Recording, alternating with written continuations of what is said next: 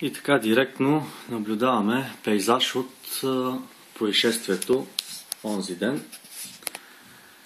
Вижте за какви щети става на въпрос.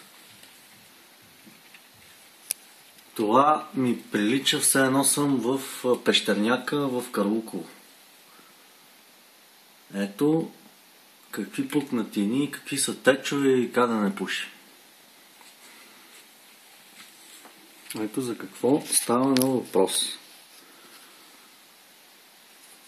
Нататък е наред всичко, но тук следва измазване, мазилки нови, ще се оправя.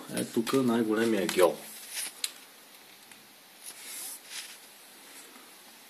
И така нататък.